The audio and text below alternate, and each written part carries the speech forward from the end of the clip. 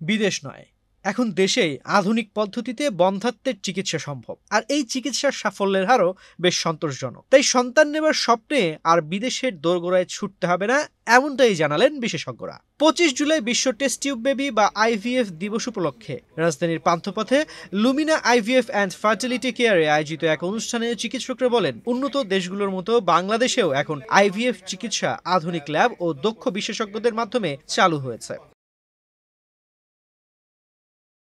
আমাদের সমাজে এখনো বন্ধ্যাত্বকে লজ্জার বিষয় বলে মনে করা হয়, অথচ এটি চিকিৎসাযোগ্য একটি স্বাস্থ্য সমস্যা বলে জানান ঢাকা মেডিকেল কলেজ হাসপাতালের প্রজনন, অ্যান্ড্রোক্রাইনোলজি ও বন্ধ্যাত্ব বিভাগ প্রধান ডাক্তার ফ্লোরিডা রহমান।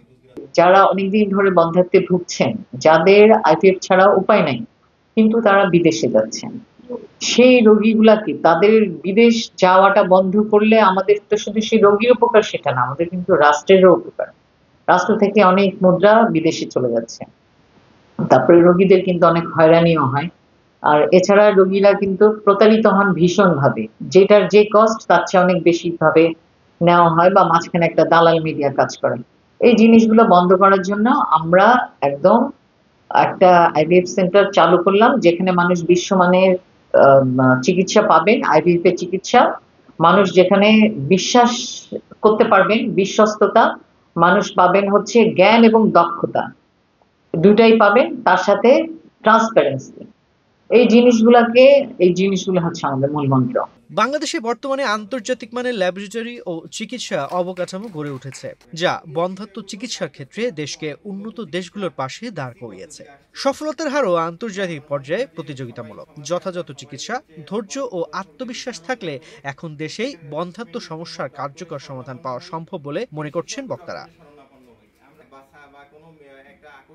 আলোচনায় আরো অংশ নেন বন্ধ্যাত্ব বিশেষজ্ঞ ডাক্তার উম্মে তাহমিনা সীমা, অর্থ পরিচালক Mujahid Hossain, operations director Nazmul Azam Palash, head of business Munirul Salehin সহ প্রতিষ্ঠানটির অন্যান্য দায়িত্বশীলরা। বক্তারা জানান, বাংলাদেশে বর্তমানে প্রযোজন বয়সী অন্তত 15% দম্পতি কোনো না কোনো বন্ধ্যাত্ব সমস্যায় ভুগছেন। এর পেছনে রয়েছে দেরিতে সন্তান নেওয়ার প্রবণতা, পলিসিস্টিক ওভারি সিনড্রোম বা পিসিওএস, পুরুষত্বের শুক্রাণুর জটিলতা এবং সামাজিক কুসংস্কার।